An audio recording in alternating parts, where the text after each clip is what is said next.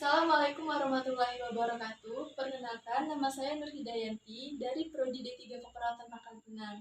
Di sini saya akan membuatkan video tentang pemeriksaan fisik pada bayi baru lahir, yaitu pemeriksaan fisik Apgar Score. Pemeriksaan fisik Apgar Score adalah pemeriksaan fisik pada bayi baru lahir dalam menit pertama dan menit kelima. Hasil dari Apgar Score bisa menjadi patokan untuk kita menentukan kondisi pada bayi baru lahir dalam keadaan sehat dan bugar. Baiklah, sekarang kita mulai untuk melakukan pemeriksaan.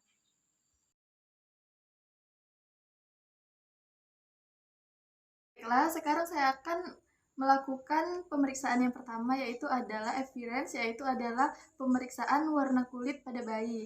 Jadi yang pertama itu apabila pada bagian tubuh, tangan, dan kaki pada bayi berwarna merah muda, nilai dari Apgar skornya itu adalah 2. Dan apabila pada bagian tubuh bayi berwarna merah muda, sedangkan bagian tangan dan kaki pada bayi berwarna biru, nilai Apgar skornya itu adalah 1.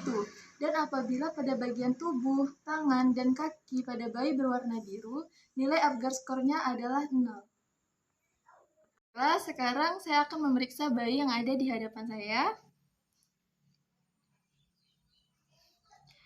Di sini nilai Apgar skornya itu adalah 2.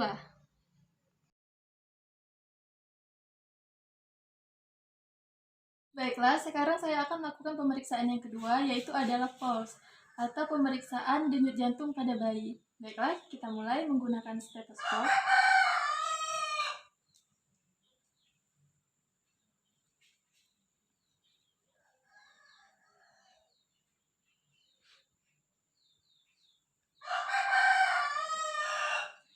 Apabila denyut jantung pada bayi lebih dari 100 kali per menit, nilai Apgar skornya itu adalah 2. Dan apabila denyut jantung di bawah dari 100 kali per menit, nilai Apgar skornya adalah 1.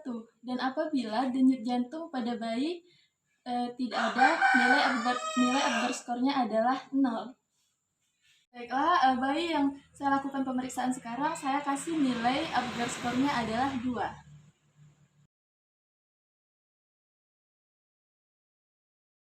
Baiklah, sekarang saya akan melakukan pemeriksaan yang ketiga, yaitu adalah G-Grimmage atau respon refleks.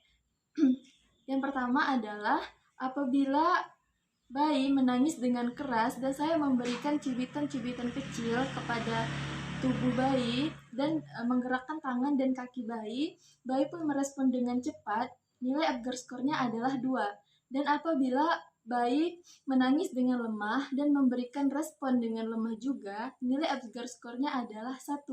Dan apabila bayi tidak bergerak atau sama sekali tidak memberikan respon, nilai Apgar skornya adalah 0. Dan bayi yang saya lakukan pemeriksaan sekarang, saya beri nilai Apgar skornya adalah 2.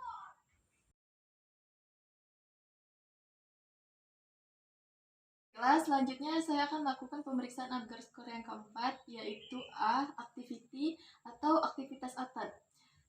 Baiklah, yang pertama itu apabila bayi menangis dengan kuat dan memberikan respon dengan kuat pula, maka nilai Apgar skornya adalah 2.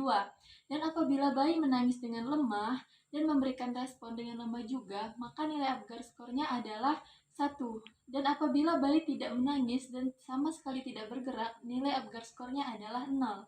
Dan bayi yang saya lakukan pemeriksaan sekarang, saya beri nilai Apgar skornya adalah 2.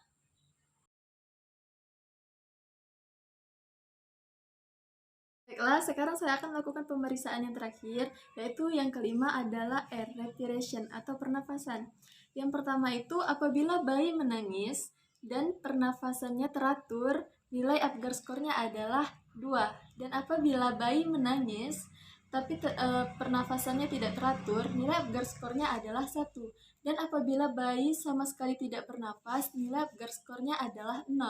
Dan sekarang nilai Apgar skor pada bayi yang saya lakukan pemeriksaan sekarang, saya kasih nilai 2.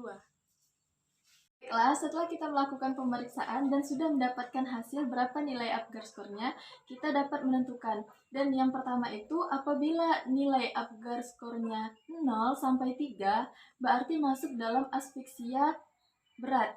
Yang kedua, apabila nilai Apgar skornya dari 4 sampai 6, berarti masuk dalam aspeksia ringan atau sedang. Yang apabila nilai Apgar skornya dari mulai 7 sampai 10, berarti nilai Apgar skornya adalah normal.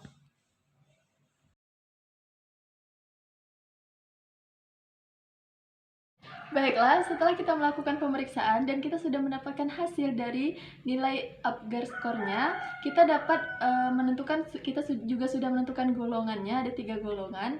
Nah, jadi yang pertama itu golongannya itu kan ada aspeksia berat, yang kedua aspeksia ringan dan sedang, yang ketiga itu adalah nilai skor normal.